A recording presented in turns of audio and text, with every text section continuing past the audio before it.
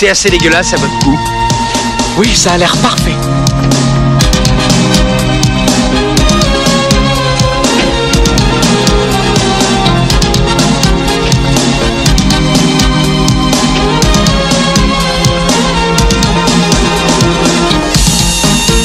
Moi j'adore ce gouvernement. En fait, il n'y a pas eu de meilleur allié du mouvement social qu'eux.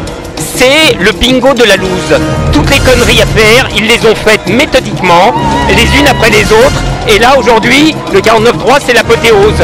Moi j'étais assez inquiet ce matin parce que je voyais les réquisitions, les incinérateurs d'ordures qui étaient dégagés par les flics. C'était vraiment en train de se tendre.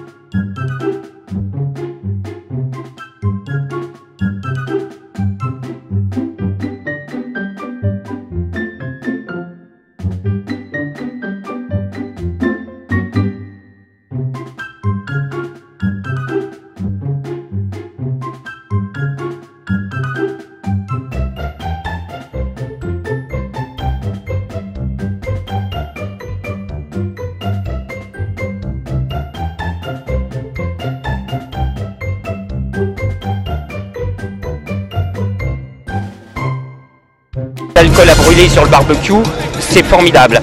Et alors, il se passe ce qui doit se passer. La fureur populaire a passé un cap, et donc il n'y a plus besoin de personne. L'intersyndicale, les mots d'ordre, les dates posées, machin, tout ça c'est caduque. On entre dans une phase absolument inédite du mouvement. Ce qui est en train de se passer ici se passe dans plein d'autres villes de France. Les institutions, les médiateurs officiels, les directeurs du peuple, etc. ont du souci à se faire. Parce que là ça commence à déborder bien comme il faut. Et c'est la meilleure chose qui pouvait arriver. J'ai un très joli secret. J'ai un pacte avec Lucifer.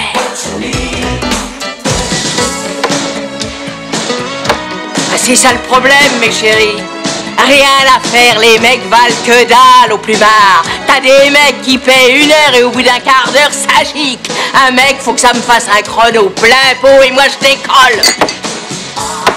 Je m'intéresse à un homme que s'il conduit une BMW. Ouais, moi je suis une pauvre femme célibataire. Mon homme passe lundi sur la chaise alors. Et cela signifie qu'un tiers de la population européenne n'est pas vaccinée. Cela représente 150 millions de personnes. C'est beaucoup. Et tout le monde ne peut pas être vacciné. Il y a par exemple de très jeunes enfants ou des personnes avec des conditions médicales particulières. Mais la grande majorité, si je pouvais, se ferait vacciner. Et donc, je pense qu'il est compréhensible et approprié de mener cette discussion maintenant. Comment encourager et éventuellement réfléchir à la vaccination obligatoire au sein de l'Union européenne? Cela nécessite des discussions. Cela nécessite une approche commune. Mais c'est une discussion qui, je pense, devrait être abordée. Que dire enfin? Toujours à propos du respect de la vie.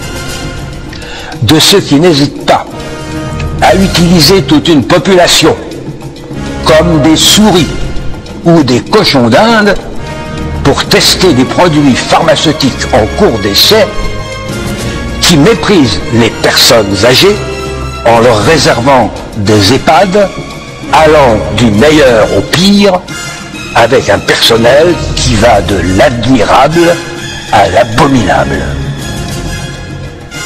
Et il n'y a plus de presse libre pour parler de ces sujets. Quel exemple croyez-vous que nous donnions à l'Europe et au monde avec le paquet de lois ignobles qui ont été votées dans ce pays?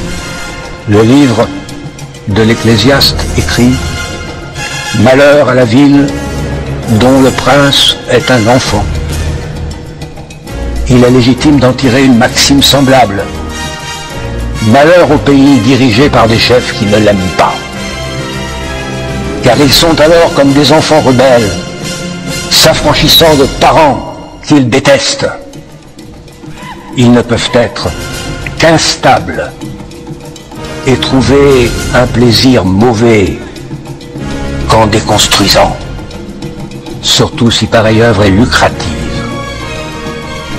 La France et les Français ont droit à mieux au sort d'esclaves qu'on leur réserve dans les calculs immoraux de la finance internationale. Que la prière de la Vierge Marie aide la France blessée et outragée, ainsi que la force et le courage de se débarrasser des puissances tyranniques qui l'oppressent. Amen. Все это также разместим в виде фотографий в аккаунтах Министерства иностранных дел, в социальных сетях. Эти страшные открытки предназначены для тех в странах Европейского Союза и НАТО, которые полагают, что их налоги или даже добровольные пожертвования служат делу мира. Посмотрите, на этих снарядах кровь детей, гражданского населения, мирных жителей. Эти снаряды куплены, произведены. Malgré la précision des armements fournis par l'OTAN, l'armée de Kiev continue à frapper des objectifs civils apportant la mort à des enfants, comme ce fut le cas avec les obus, a-t-elle souligné. La porte-parole précisera aussi que les dirigeants de l'OTAN sont directement complices des crimes sanglants. Nouvelles injections expérimentales. Je m'adresse plus particulièrement à ceux qui souhaitent renouveler leur participation à cette aventure vaccinale. En effet, l'Union européenne vient de signer pour 325 millions de doses, dont les vaccins RNM Pfizer, en cas de future urgence sanitaire mondiale. Nous supposons que beaucoup de citoyens déjà vaccinés ne voudront pas réitérer cette aventure hasardeuse. Toutefois, si la commande est aussi importante, c'est que l'Union européenne, par le biais de la future souveraineté de l'OMS, envisage probablement d'user d'autorité ou bien d'un nouveau chantage pour obliger la population à se faire piquer une nouvelle fois. À tous ces gens qui envisagent de se faire injecter ce nouveau produit, je vous invite chaudement à lire le livre d'Alexandra Henrion-Caude dans lequel tout est expliqué. La compréhension de ce document est réellement accessible à tous. This whole COVID madness, it was really just a test balloon to see how far they could go. And the lesson they wanted to learn from this was to find out what needed to be done to get free individuals in free and democratic societies to actually consent to being forced into compliance. Like I said, it was a test balloon. It started out with the digital green certificate. That was just something to get the people used to having to show something wherever they went. So easing people into that kind of thing. And they have learned their lesson, and they looked at all of the data, especially in the COVID committee, where they repeated every single lie. They looked very, very carefully at all of this. And the next thing we will see is, the establishment of so-called 15-minute cities. I would, however, urge you, do not call them 15-minute cities. They are 15-minute ghettos. Be very specific in your choice of words to highlight what they're actually doing. Just looking at these concepts, they're supposed to make your lives easier, make it more comfortable for the people, reduce their carbon footprint. I mean, we are saving the planet after all, aren't we? But it has nothing to do with this. Nothing whatsoever. It's about control. It's about, pretty much imprisoning people in their assigned area. Why am I saying this? I mean, a lot of people may say, well, here she goes again, spreading, conspiracy theories. Well, look at what they're doing. There, where they are starting to build these 15-minute ghettos, they're not starting by, building schools or hospitals or, leisure parks or none of that, no libraries. No, they start by erecting barricades and installing surveillance cameras. That is a big tell. So anyone telling me it's about making my life easier, yeah, right. Not for a single second will I believe this BS. It is coming. And how will they control it? I mean, you know, well, very simple. They will no longer need electrified barbed wired fences all around this area. No, digital ID. That will do it. Take a look to China. That is our future. And I'm not talking about a future in maybe 30, 40, 50 years from now. No. It is going on as we speak. We're talking about, I don't know, 3, 4, 5 years tops. Look at Saudi Arabia. They're building the so-called Neom City. It is a structure 170 kilometers long, 500 meters wide, and 500 meters high, 200 meters wide. And it will house 9 million people. If I wanted to gain control over 9 million people and have them completely dependent upon me, that's exactly where and how I would house them. In the middle of the desert with nowhere to run. It is in store for all of us. It will be the attempt to enslave and impoverish every single human being on this planet. That's what we're looking at, and that's what we need to fight. And I'm really asking you, take a good look. Take a good look at your governments, and do not assume for a single second, just because they were democratically elected, they will not inflict the worst atrocities on you. Do not believe that for 1 second. So please, stand up, get up, and fight already. Do it now.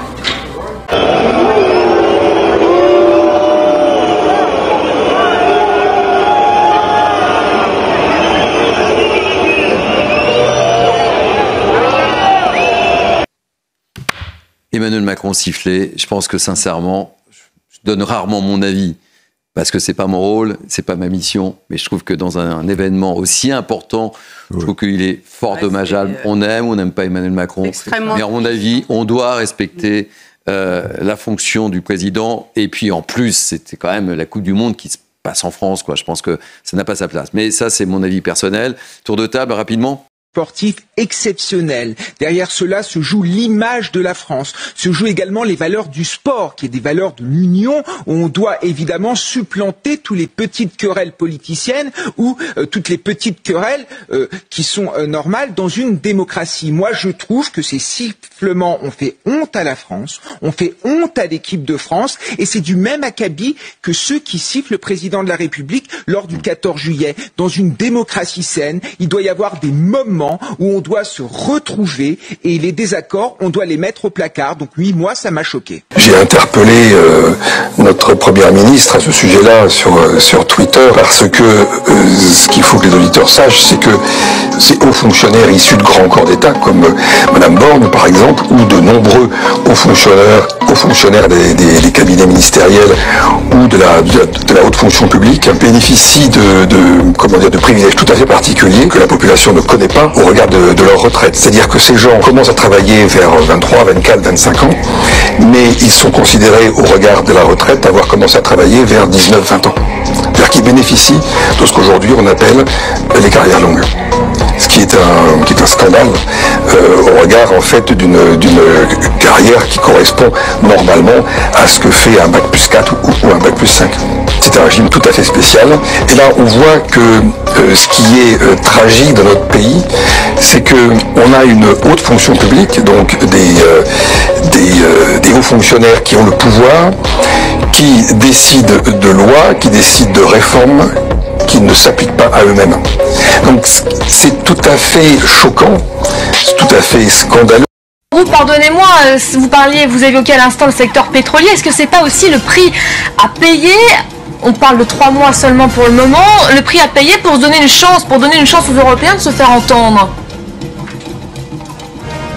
Écoutez, je pense qu'il ne faut pas mélanger les Européens et l'Union européenne. L'Union européenne a été créée par les États-Unis pour faire prendre par les nations européennes des décisions contre leur propre intérêt. puisque ces décisions, bien sûr, vont aller contre l'intérêt des pays européens et bien sûr des milieux d'affaires. Donc là, effectivement, l'Union européenne fonctionne bien, puisqu'elle a permis aux États-Unis, qui ont créé l'Union européenne, de faire prendre des décisions qui vont contre les intérêts des nations européennes, que ce soit dans le domaine de l'armement pour la France, qui est capitale, dans le domaine pétrolier, qui est capital pour toutes les majors pétrolières européennes.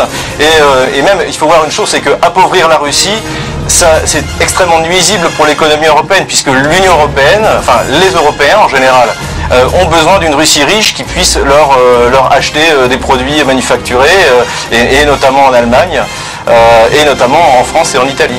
Pascal Joannin, j'aimerais avoir votre réaction. Je rappelle que vous êtes directrice générale de la Fondation Robert Schuman. Avant cela, une réaction, celle d'Angela Merkel qui vient de tomber. On connaît les réticences des Allemands, on sait qu'ils font partie des plus frileux dans ce dossier. Eh bien, Angela Merkel vient de reconnaître que ces sanctions étaient inévitables pour pousser la Russie vers une désescalade dans le conflit en cours en Ukraine.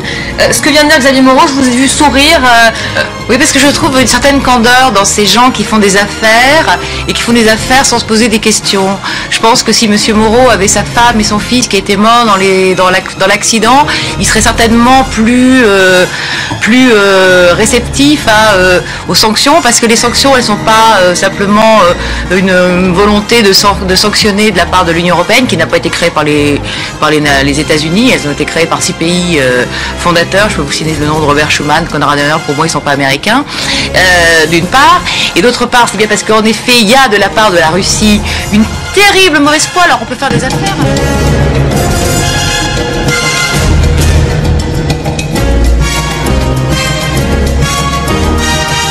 Robert Schuman, le père fondateur de la construction européenne, celui dont on sait désormais, depuis que les documents secret défense du département d'État américain ont été déclassifiés à l'été 2000, donc on sait que c'était un agent des services américains. C'est lui à qui est attribuée la fameuse déclaration Schuman de 1950. On sait également que cette déclaration a été rédigée dans les services de Dean Acheson, le secrétaire d'État américain de Truman, à la fin des années 50, et transmis à Robert Schuman par Jean Monnet.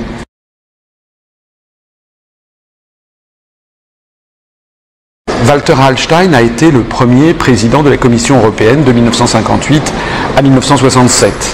Mais c'est un homme qui a une longue histoire. Walter Hallstein est né au début du XXe siècle. C'était un juriste allemand, un juriste nazi, qui a d'ailleurs été professeur et doyen à l'université de Rostock en 1936, après avoir montré patte blanche à toutes les autorités nazies. En 1938, lorsque Hitler s'est rendu en Italie, il est tombé d'accord avec Mussolini pour bâtir un projet de nouvelle Europe, das neues Europa, comme on dit en allemand. Au mois de juin 1938, Adolf Hitler a demandé à Walter Hallstein de préparer le projet de construction européenne. Ce projet, d'ailleurs, cette nouvelle Europe qui a été vendue aux Français sous l'occupation et qui avait motivé notamment la grande exposition sur la France européenne qui a eu lieu en 1941 à Paris au Grand Palais, inaugurée par le représentant de Pétain d'un côté, par les autorités d'occupation nazie de l'autre côté. Walter Hallstein a été arrêté, il était officier nazi, il a été arrêté à la fin de la Seconde Guerre mondiale, après la bataille de Cherbourg. Et puis il a été repris et recyclé par les autorités américaines. En 1951, on le trouve dans l'entourage immédiat de Konrad Adenauer. Il devient d'ailleurs le secrétaire d'État aux affaires étrangères du gouvernement de Konrad Adenauer en Allemagne. C'est lui qui va préparer le projet de Nouvelle Europe, la Nouvelle Europe, à partir des plans qu'il avait préparés pour Hitler et Mussolini. C'est ce qui va donner le traité de Rome qu'il signera d'ailleurs le 25 mars 1957, à côté du chancelier d'Allemagne, Konrad Adenauer. Walter Hallstein a ensuite été le promoteur du plan Hallstein en 1965 qui prévoyait une Europe fédérale. C'est d'ailleurs exactement ce qui se passe en ce moment. Et c'est justement ce plan Hallstein qui avait motivé Charles de Gaulle lorsque Charles de Gaulle avait dit stop, avait décidé de ne plus envoyer aucun représentant à la Commission européenne à Bruxelles, pratiquant ainsi la politique de la chaise vide. Parce que le président de la République française, le fondateur de la France libre, Charles de Gaulle, savait très bien à quoi s'en tenir sur Walter Hallstein, un nazi recyclé par les Américains pour détruire les nations d'Europe et les placer sous l'autorité d'un empire dictatorial. Ось він, твій контрнаступ. Ти вважав, що у тебе багато шансів зберегти життя. Але ти не захотів тікати з країни у жіночій сукні. Мамі не вистачило грошей, щоб дати хабара. А батькові не допомогли старі зв'язки.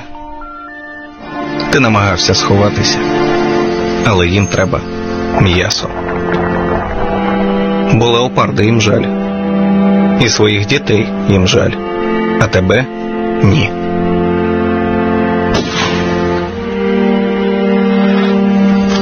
Тепер у тебе лише один. Останній шанс зберегти життя.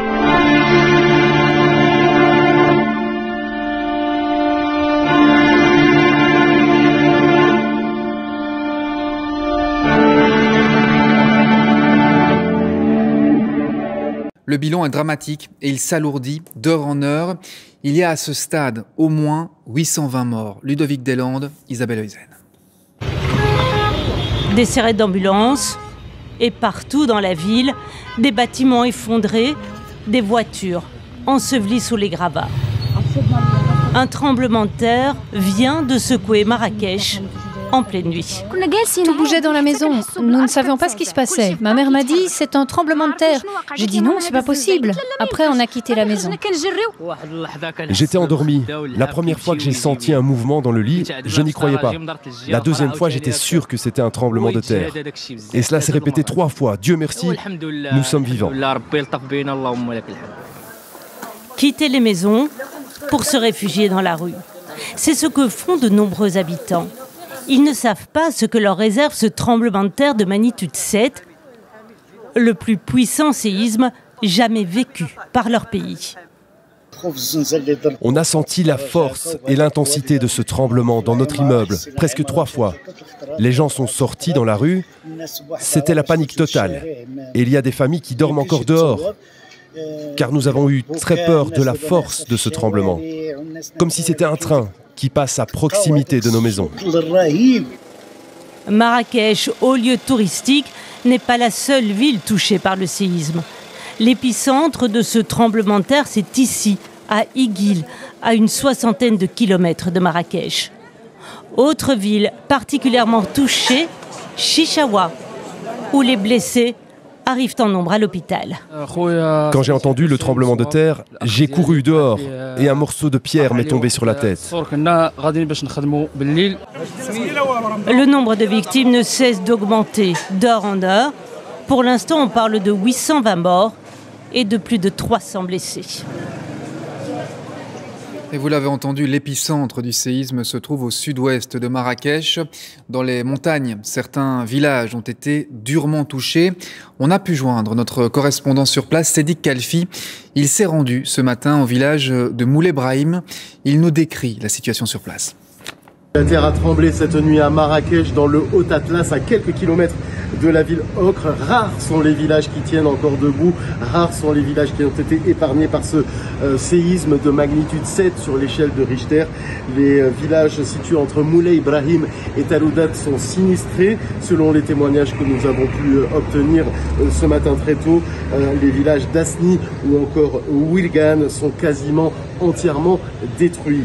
D'importants moyens ont été mobilisés tout au long de la nuit pour venir en aide aux sinistrés. Si les habitants ont bien entendu dû se débrouiller dans les premières heures, faute de route accessible pour pouvoir leur faire parvenir cette aide, ils ont enfin réussi à recevoir des secours au fil de la nuit. Ambulances, gendarmerie royale et même des hélicoptères de la gendarmerie royale ont été envoyés dans les villages les plus enclavés.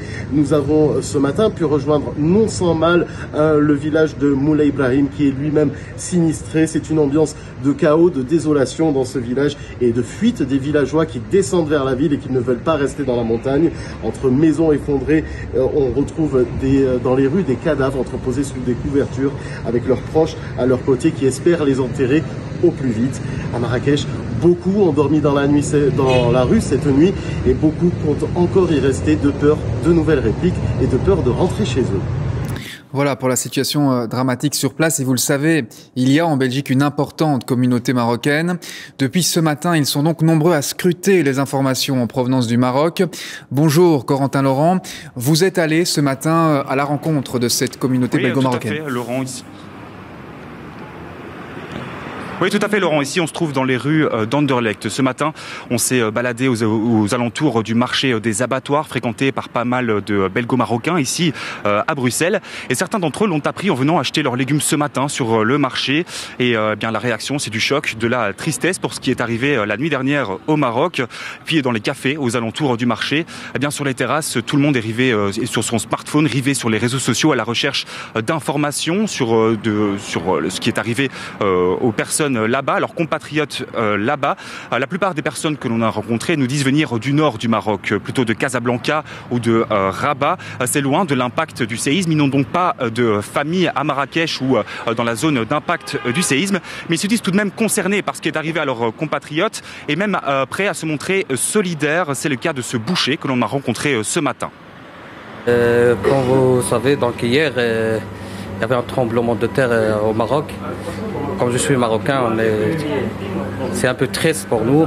Il y a des gens comme morts. Jusqu'à aujourd'hui, j'entendais qu'il y a 600 en plus ou 700 morts. Il y a des blessures. Et voilà, c'est comme ça. Voilà pour cette interview réalisée par Corentin Laurent. Merci beaucoup Corentin. Et on le sait, le Maroc est une destination privilégiée des Belges. De nombreux d'entre eux sont d'ailleurs actuellement sur place. Pascal Bustamante, vous êtes devant les affaires étrangères. A-t-on des nouvelles concernant les Belges qui sont là-bas au Maroc ? Eh bien oui, je me trouve ici devant le service public fédéral Affaires étrangères et c'est ici que l'on compile les informations sur les ressortissants belges qui se trouvent au Maroc. Évidemment en relation avec notre ambassade, l'ambassade de Belgique à Rabat qui est en première ligne sur ce dossier. On m'a communiqué un chiffre, 630 ressortissants belges dans les environs touchés par le séisme. Cela comprend les personnes qui sont domiciliées sur place mais aussi les personnes qui se sont manifestées sur l'application Travelers Online. Alors, ce chiffre va évidemment évoluer puisque on a ouvert ici un call center avec un numéro d'urgence, le 02 501 4000, consacré vraiment uniquement à cette affaire au Maroc, pour que les gens qui ont des inquiétudes ou des informations à donner sur des ressortissants belges là-bas puissent le faire. Donc le 02 501 4000. Alors le tour opérateur TUI a également des vacanciers belges sur place, 204 dans les environs de Marrakech, 227 à Agadir et là selon le tour opérateur, pas de blessés à déplorer pour l'instant. Je peux encore vous dire que la ministre des Affaires étrangères, Adja Labib, a pris contact avec son homologue marocain afin d'offrir l'aide de la Belgique. Alors à savoir comment cette aide va s'exprimer concrètement, ça il faudra attendre encore un petit peu de temps, le temps que le gouvernement marocain établisse la liste de ses besoins et en fasse part à la communauté internationale. Oui, on suivra ça de près, évidemment, dans nos prochaines éditions. Merci beaucoup, Pascal Bustamante. Et notez que les déclarations internationales de soutien et de solidarité se multiplient depuis le séisme, notamment en provenance du G20 à New Delhi, où le Premier ministre indien Narendra Modi a adressé ce matin ses condoléances aux victimes du tremblement de terre. Un séisme sur lequel nous reviendrons, évidemment, dans nos prochaines éditions. Chers amis, shalom uvracha, je tenais à consoler du plus profond de notre cœur, ici en Israël, amis du Maroc, pour ce terrible tremblement de terre qui a frappé malheureusement des milliers de familles et qui a causé la mort de milliers de personnes et d'autres milliers de personnes à l'hôpital, blessées ou autres. On prie pour vous et on vous soutient de tout notre cœur en espérant, Bezrat Hashem, que ce pays se reconstruise très très vite.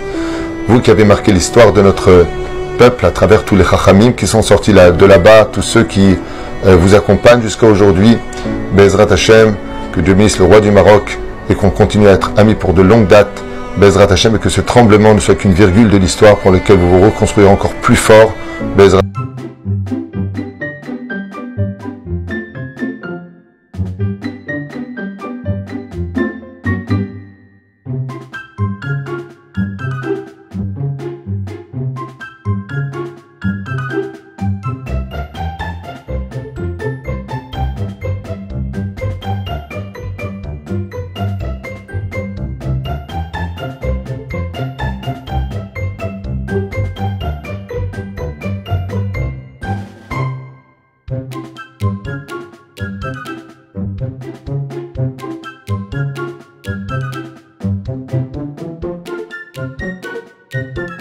Thank you.